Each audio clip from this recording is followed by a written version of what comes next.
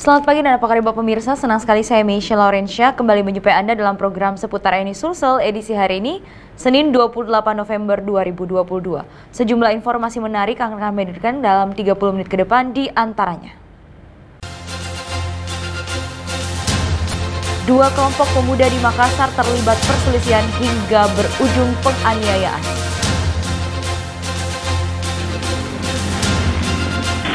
Seorang pengendara motor tewas di tempat usai menabrak mobil truk.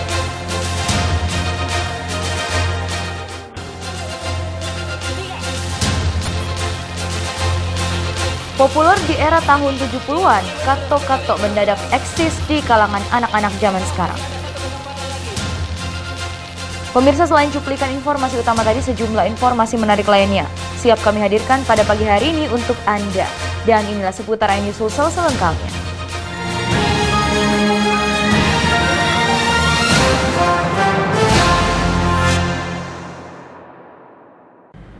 Pemirsa, kita awali dengan berita pertama.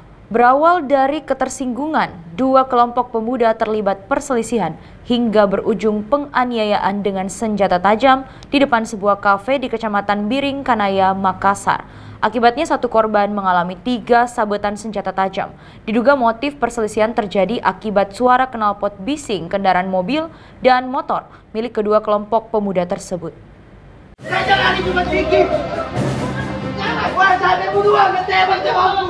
Dari rekaman video amatir, terlihat salah seorang pria berusia 45 tahun bernama Syarifuddin dikeroyok bahkan dipukul dengan kayu oleh sejumlah pemuda lainnya hingga babak belur dan berlumuran darah yang terjadi di depan sebuah kafe di Jalan Perintis Kemerdekaan, Kecamatan Biring Kanaya, Makassar, Sulawesi Selatan.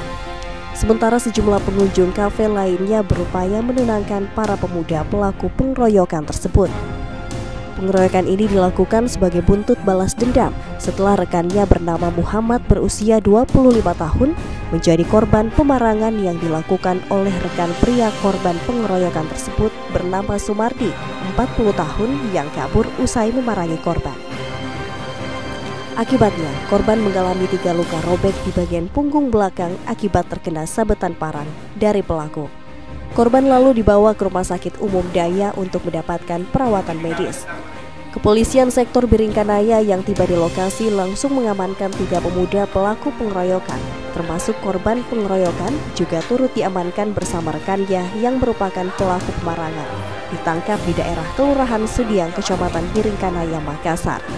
Diketahui ketiga pelaku pengeroyokan ini masing-masing bernama Sumardi 40 tahun, Muhammad Rais 41 tahun dan Syarifuddin 45 tahun. Sementara 2 pelaku pemarangan masing-masing bernama Sumardi dan Syarifuddin. Para pelaku pengeroyokan dan pemarangan ini hanya bisa pasrah saat digiring oleh petugas ke Mapolsek Biring Kanaya dan menjalani pemeriksaan di 2 ruangan pemeriksaan berbeda untuk proses hukum lebih lanjut. Dalam kejadian ini, polisi menerima 2 laporan kasus pemarangan dan pengeroyokan yang berbuntut saling lapor di antara kedua belah pihak yang dipicu karena tersinggung, disebabkan mengadu suara knalpot bising kendaraan mobil dan motor milik kedua kelompok pemuda tersebut. Sebelumnya, kejadian ini berawal ketika pelaku pemarangan Sumardi bersama dengan rekannya minum di dalam kafe. Lalu pelaku naik ke atas bak mobilnya untuk tidur. Kemudian pelaku terbangun dan melihat beberapa temannya sementara berkelahi. Kemudian pelaku bangun dan mengambil sebilah parang di bawah jok mobilnya, kemudian menghampiri dan menebas korban. Usai memarangi, pelaku kabur. Namun naas, satu rekan pelaku masih berada di dalam kafe dan menjadi bulan-bulanan dari rekan korban pemarangan. Peristiwa itu terjadi awali adanya ketersinggungan atau perselisihan yang diawali dengan suara bising kendaraan para pihak yang saling mengganggu. Pihak korban almarhum ini menggunakan sepeda motor yang suara knalpotnya bising. Kemudian pihak pelaku juga pada saat itu menggunakan mobil open cup yang custom yang sudah dimodifikasi, yang notabene punya suara knalpot yang juga bising. Sehingga dengan kedua kendaraan yang punya knalpot bising ini mengakibatkan ketersinggungan kedua belah pihak, sehingga terjadi penganiayaan. Selain mengamankan 5 pelaku kasus pemarangan dan pengeroyokan, polisi juga turut mengamankan parang yang digunakan untuk memarangi korban, 1 unit mobil bak terbuka yang rusak oleh rekan korban pelaku pengeroyokan, dan sebuah sepeda motor milik salah satu pelaku pengeroyokan digunakan untuk mengadu suara bising knalpot kendaraan. Akibat perbuatannya, para pelaku ini disangkakan pasal 170 KUHP pidana dengan ancaman 7 tahun penjara. Dari Makassar, Sulawesi Selatan, Wahyu Ruslan, iNews melaporkan. Sementara itu pemirsa, seorang pengendara motor tewas di tempat usai menabrak mobil truk pengangkut sampah yang melintas dari arah berlawanan di Jalan Borong Raya, Kecamatan Manggala, Kota Makassar. Tabrakan maut ini terekam kamera CCTV dan terlihat supir truk sampah sempat menunjuk mobil lain sebelum kabur.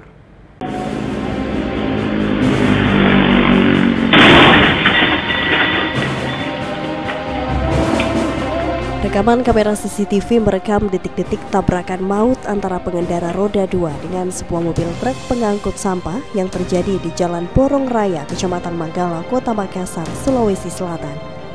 Dalam rekaman CCTV nampak seorang pengendara motor yang melaju dengan kecepatan tinggi langsung menabrak bumper depan mobil truk pengangkut sampah yang tiba-tiba muncul di tikungan dari arah berlawanan. Usai tabrak mobil truk sampah, kondisi bodi motor berhamburan, sementara korban langsung meninggal dunia di tempat, meski sempat dilarikan ke Rumah Sakit Polri Bayangkara Makassar. Sementara itu, sopir mobil truk sampah sempat menepih dan melihat korban terkapar di tengah jalan. Sebelum kabur, sang sopir sempat menunjuk mobil lain yang melintas. Belakangan diketahui korban bernama Ulil Amri, seorang mahasiswa di salah satu perguruan tinggi swasta di Kota Makassar. Saat kejadian, korban yang mengendarai sepeda motor dengan nomor polisi DP2952MP tiba-tiba hilang kendali dan menabrak mobil truk sampah yang bergerak dari arah barat ke timur. Unit Laka Lantas Polrestabes Makassar telah melakukan olah TKP termasuk memeriksa sejumlah saksi. Sementara sang sopir mobil truk sampah yang sempat kabur masih dalam pengejaran petugas. Kemudian korban kalau sesuai dengan yang didapat di TKP yang bernama Ulil Amri, umur 20 tahun, pekerjaan mahasiswa, beralamat di Jalan Bur Sumarjo. Mengalami luka pada kepala, belakang dan depan mengalami luka robek. Dan keluar darah dari hidung dan telinga dan meninggal dunia di tempat kejadian. Kemudian diantar oleh petugas atau anggota saya ke Rumah Sakit Bayangkara. Dari Makassar, Yol Yosvin, iNews melaporkan. Kita ke informasi lainnya pemirsa, sebanyak 500 ton beras di gudang Bulog di Kabupaten Pindrang, Sulawesi Selatan dilaporkan hilang. Atas kejadian itu, Kepala Gudang Bulog Pindrang dicopot. Sementara karena adanya dugaan penyelewengan yang dilakukan oleh internal perusahaan, polisi pun kini menyelidiki kasus tersebut.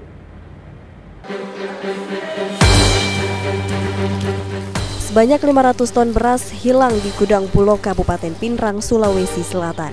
Kejadian ini baru diketahui setelah dilakukan pemeriksaan dan pengecekan gudang beberapa waktu lalu.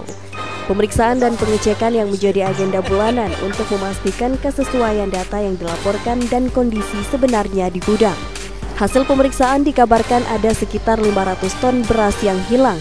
Atas temuan ini, pihak Bulog Kantor Wilayah Sulselbar mengambil tindakan tegas dengan mencopot Kepala Gudang Bulog Pindrang. Saya pikir kan di media sudah ramai itu. Nah, dari statement terakhir, kami sudah mengkonfirmasi Kepala Gudang. Sementara ini pengakuannya tidak hilang, dipinjam oleh pihak ketiga. Jadi seperti itu. Tapi itu tidak melalui prosedur atau bagaimana nih? Sekarang tim kita lagi bekerja. Kita dari tim Kanwil sudah turun, kemudian pusat juga sudah turun, kemudian kita juga dengan pihak aparat sudah berkoordinasi. Saya pikir ini akan kita tangani secara profesional. Insya Allah dengan adanya kondisi ini menjadi bahan evaluasi bagi kita.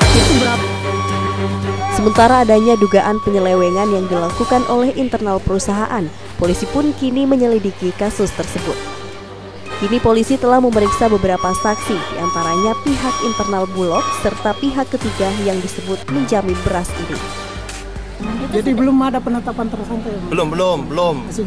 Sejauh ini masih kita turunkan anggota, kita kumpulkan barang bukti, masih tahap sidik gitu ya.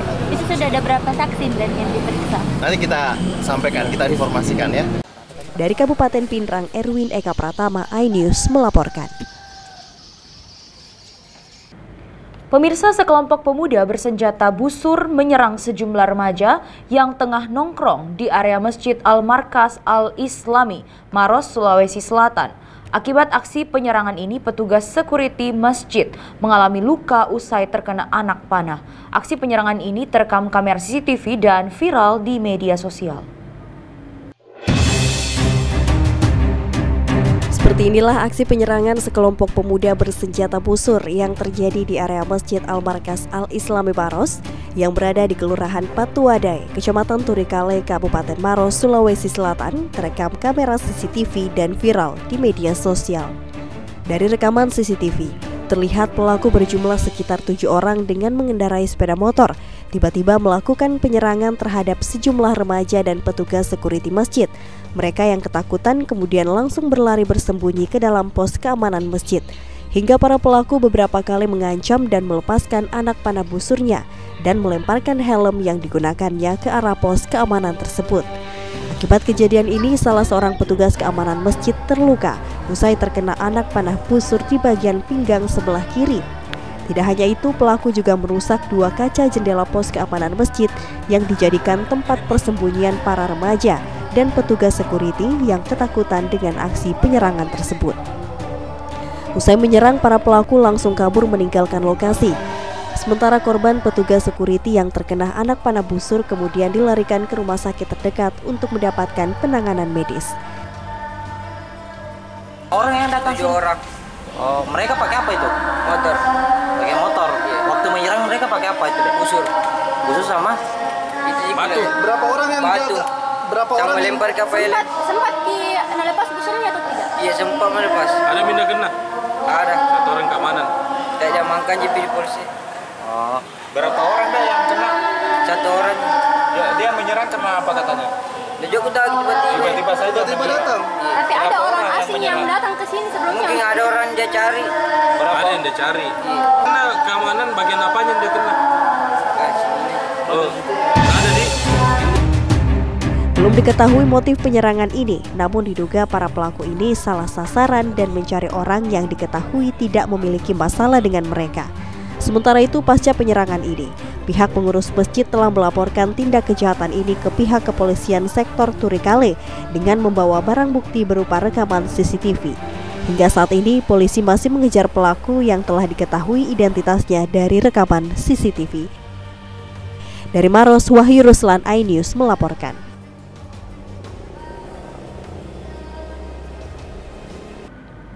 Pemirsa, kita beralih ke informasi lainnya. Menteri Agraria dan Tata Ruang dan Badan Pertanahan Nasional, Hadi Cahyanto, menyerahkan sertifikat tanah kepada Wali Kota Makassar, Dani Pomanto. Wali Kota Makassar mengapresiasi BPN Kota Makassar yang menerbitkan sertifikat Fasum Fasos agar terlindungi dari gugatan. Tiba di kantor Badan Pertahanan Kota Makassar pada Jumat 25 November, Menteri Agraria dan Tata Ruang RI, Badan Pertahanan Nasional Hadi Cahyanto langsung menyerahkan sertifikat kepada pemerintah Kota Makassar, Kementerian Lingkungan Hidup dan Kehutanan, PLN dan Kodam 14 Hasanuddin. Wali Kota Makassar Muhammad Ramdan Pomanto menerima langsung sertifikat Fasum Fasos yang ada di Kota Makassar. Di antaranya ada jalanan, ada fasilitas umum seperti Pantai Losari sudah diserahkan kemarin, kemudian kami lagi mengusulkan Karebosi dan beberapa ruas-ruas jalan dan sekolah-sekolah yang selama ini pada saat saya pertama kali mendapat amanah jadi wali kota itu sama sekali tidak ada sertifikat, bahkan sertifikat wali kota pun itu kami minta dari provinsi waktu itu, waktu tahun di periode saya pertama, dan alhamdulillah sekarang bantuan BPN tentunya atas pengarahan Pak Menteri kita banyak mendapatkan difasilitasi untuk pensertifikatan Fasum Fasos, sehingga aspek hukumnya lebih kuat. Kita bisa lihat kita digugat oleh misalnya Bandung Garden itu di tengah jalanan dan dia menang. Kenapa? Karena ditanya di pengadilan mana sertifikatnya jalan itu. Kan jalan itu tidak ada sertifikatnya, baru sementara disertifikatkan. Itu contoh. Ini ke semua hal-hal, jadi banyak hal-hal yang hari ini tentunya kita bisa lebih kuat lah secara hukum. Dan selama ini sangat lemah sekali. Kedatangan Menteri Kantor Pertahanan untuk menyelesaikan kasus lahan pacuan kuda, tanah di kawasan Barombong dan CPI. Pacuan kuda, karena itu adalah hak pakeos dan juga bahwa diklaim oleh Pemprov bahwa itu untuk kepentingan pada saat itu adalah kepentingan untuk pelaksanaan PON. Nah inilah yang kita mau selesaikan bersama. Satu. Yang kedua adalah ada beberapa tanah timbul yang di Barombong untuk diusulkan untuk menjadi hak pakai pemerintah Provinsi Sulawesi Selatan. Kemudian yang ketiga adalah pada lokasi CPI atau kawasan Center Point of Indonesia yang ada di situ antara Pemprov dengan PT Gihon, yang kalau teman-teman ke sana itu pasti melihat ada papan eksekusi. Nah itulah yang apa yang ingin diselesaikan bersama, cari solusi apa yang tepat untuk penyelesaian case itu. Menteri Agraria dan Tata Ruang dan Badan Pertahanan Nasional fokus untuk menyelesaikan kasus aset pemerintah yang menjadi program strategi nasional yang menjadi perhatian khusus dari Presiden RI Joko Widodo yang diamanatkan kepada Menteri ATR BPN untuk mempercepat PTSL terhadap 126 juta bidang tanah di seluruh Indonesia. Dari Makassar, Tim Liputan iNews melaporkan. Pemirsa, tetaplah bersama kami karena kami masih akan kembali dengan sejumlah informasi menarik lainnya, di antaranya kejar-kejaran dan tembakan peringatan mewarnai pembubaran balapan liar di Palopo akan hadir saat lagi. Tetaplah di seputar iNews Sulsel.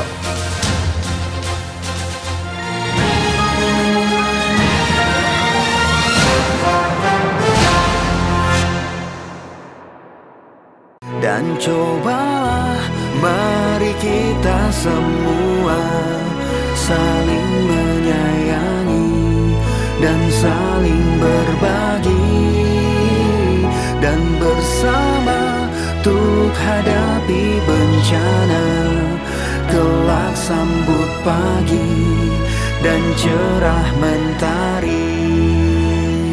Dan cobalah mari kita semua saling menyayangi dan saling berbagi, dan bersama untuk hadapi bencana, kelak sambut pagi dan cerah mentari.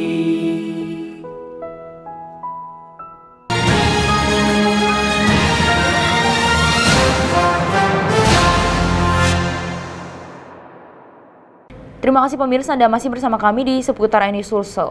Pemirsa, kejar-kejaran dan tembakan peringatan mewarnai pembubaran balapan liar di Kota Palopo, Sulawesi Selatan. Puluhan geng motor diamankan. Mereka disanksi push up dan mendorong motor sejauh 3 km.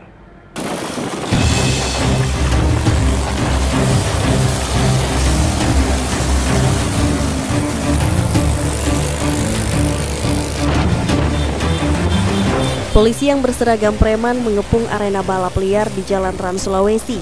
Aksi pembubaran balap liar diwarnai aksi kejar-kejaran dan tembakan peringatan ke udara.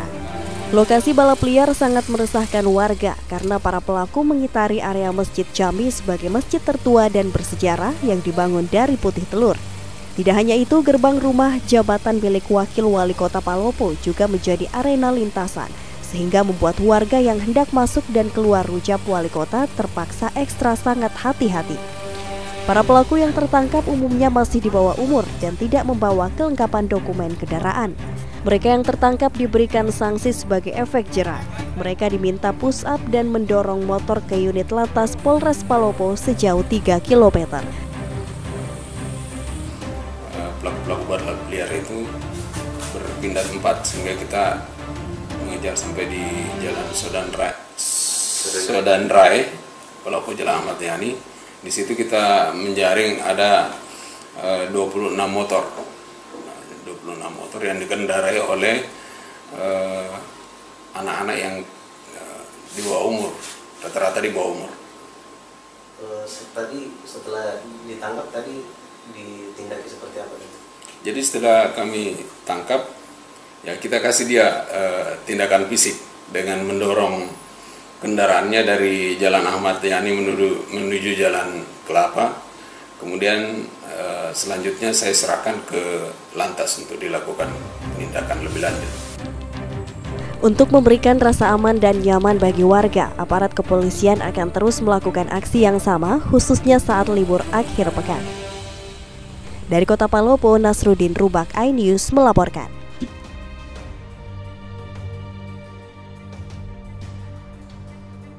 Pemirsa, ratusan warga yang didominasi kaum emak-emak rela berdesak-desakan saat antri untuk mengambil bantuan langsung tunai di kantor pos cabang Petarani, Makassar.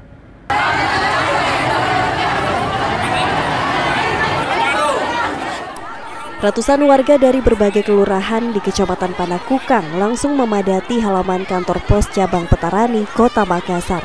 Tidak hanya antri berjam-jam, ratusan warga yang didominasi dari kaum emak-emak rela berdesak-desakan saat akan antri mendaftarkan diri untuk menerima bantuan sosial langsung tunai yang dikucurkan pemerintah pusat. Persyaratannya pun cukup mudah. Warga yang telah terdaftar menerima bantuan pangan non-tunai berupa paket sembako dan PKH, serta bantuan langsung tunai BBM, cukup membawa fotokopi kartu keluarga, KTP, dan buku pengantar dari kelurahan. Sejumlah warga mengaku sangat terbantu dengan pencairan dana sosial langsung tunai, mengingat saat ini mereka masih kesulitan membeli bahan pokok, terlebih harga yang masih tinggi. Untuk wilayah kerja kantor pos Makassar yang meliputi 5 daerah seperti Kota Makassar, Kabupaten Goa, Kabupaten Takalar, Kabupaten Maros, dan Kabupaten Pangkep. Sebanyak 205.711 warga yang menjadi sasaran penerima bansos. Penyaluran bansos ini dimulai sejak Rabu 23 Desember kemarin dan akan berlangsung hingga 11 Desember mendatang. Gimana Bu dengan adanya bantuan ini? Ya? Gimana dengan adanya bantuan ini? Ya alhamdulillah. Karena memang kita orang layak diberi karena memang kita tidak mampu. Nantinya Bu ini bantuannya dalam bentuk apa Bu? Ya kita kan bisa beli beras, bisa beli bahan pokok sesuai dengan apa yang diajukan pemerintah kan. Syarat-syaratnya untuk dapat itu Bu apa syaratnya Bu? Ya kan ini anu lama, anu dulu. Kalau sudah lama ya. Berapa Pak? Jumlah total insan 205.711 untuk wilayah kerja kantor pos Makassar. Maksud saya jumlah nilai uangnya itu bervariatif ya, karena itu kita bagi 3 kategori A, B, dan C. Yang kategori A itu dia menerima BLT BBM, sembako, dan juga PKH. Yang kedua ada yang kategori kedua atau B itu ada juga yang BLT BBM dan dia dapat PKH, atau yang ketiga dia dapat BLT BBM plus sembako. Nah itu jadi masing-masing uangnya berbeda-beda. Nominalnya itu berapa Pak? Nominalnya berapa ya? Nah, nominal itu juga berbeda-beda karena tergantung yang PKH saja kita tidak sama. Adapun nilainya bervariatif atau berbeda-beda sesuai dengan kategori penerima sasaran. Untuk kategori A menerima BLT BBM sembako dan PKH. Kategori B menerima BLT, BBM, dan PKH, sementara kategori C menerima BLT, BBM, dan sembako. Untuk kantor pos Makassar yang mencakup 5 daerah, total jumlah dana yang akan disalurkan kurang lebih sekitar 250 miliar rupiah. Dari Makassar, Yolyosvin, iNews melaporkan. Pemirsa, sebuah video viral di media sosial perundungan seorang bocah yang dilakukan seorang perempuan berpenampilan pria diduga terjadi di Kabupaten Bantaeng.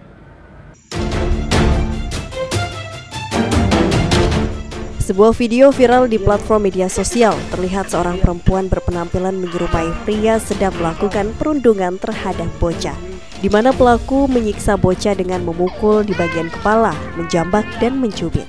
Kejadian penganiayaan itu diketahui terjadi di rumah panggung yang berada di Kabupaten Bantaeng, Sulawesi Selatan. Namun hingga saat ini, pelaku belum diketahui alamat pastinya. Tetapi polisi sementara masih melakukan pengejaran. Dari Kabupaten Bantaeng, Dirman Anwar, iNews melaporkan.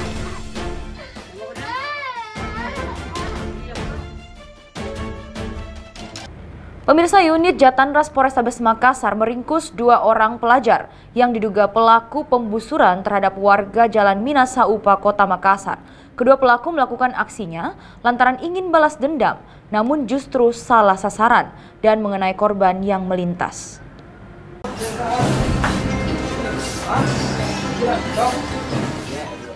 Anggota unit Jatanras Polrestabes Makassar yang menerima informasi langsung menggerebek sebuah rental game dan menangkap seorang pelaku penembakan busur panah terhadap warga yang masih berstatus pelajar berusia 15 tahun yang tengah bolos di Kota Makassar. Polisi yang melakukan pengembangan juga turut membekuk seorang rekannya yang lain yang juga masih berstatus pelajar berusia 15 tahun. Usai penciduk kedua orang ini, anggota turut menyita barang bukti berupa anak panah busur serta ketapel dan sepeda motor yang disembunyikan para pelaku di dua lokasi berbeda di wilayah Kota Makassar. Peristiwa penembakan busur panah ini diketahui terjadi di sekitar Jalan Minasaupa Blok K, Kecamatan Rapocini, Kota Makassar. Para pelaku yang berboncengan motor melepaskan 2 kali anak panah busur dari atas motornya hingga mengenai leher belakang korban yang tengah melintas di wilayah tersebut. Menurut Kasih Humas Polrestabes Makassar AKP Lando Sambolangi, motif pelaku melakukan penyerangan itu karena ingin balas dendam kepada musuhnya. Namun aksinya tersebut malah salah sasaran, mengingat korban bukanlah orang yang dicari oleh pelaku.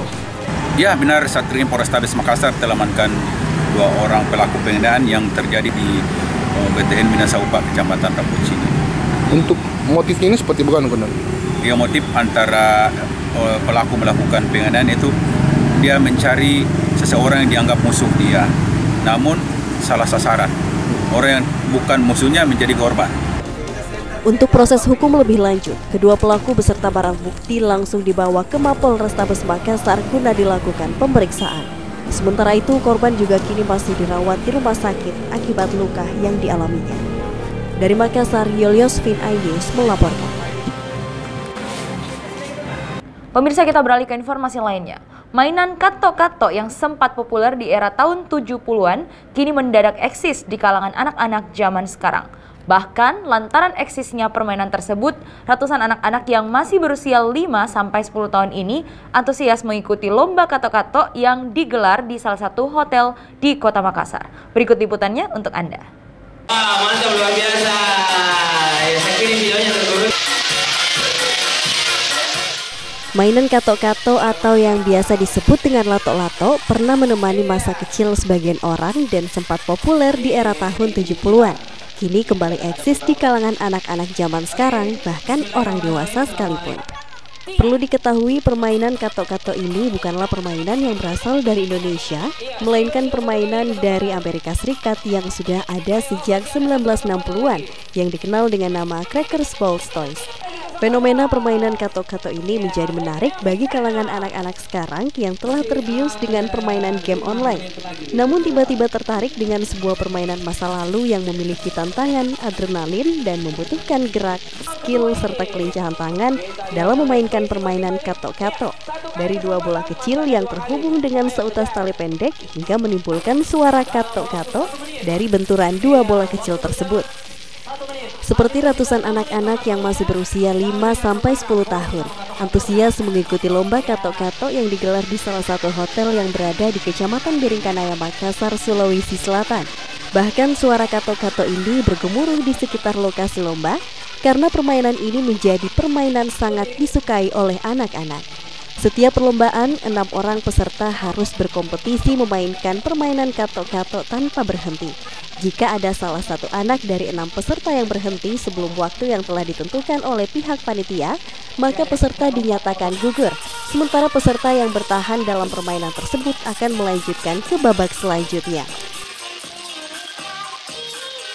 Kenapa suka main kato begini? Oh, karena mau ikutan Tapi setiap hari di rumah main begini ya? Iya. Awal pertama main begini kapan? Bulan Juli. Oh, bulan Juli. Pada saat itu main begini karena apa? Karena ada teman atau gimana? Ada teman. Oh, ada teman main begini. Harus perlu teknik apa itu namanya? Helikopter, sola-sola, kaki. Ini sudah berapa lama main seperti begini? Baru 2 minggu. Baru 2 minggu. Awalnya sampai tahu main begini dari mana? Dari teman.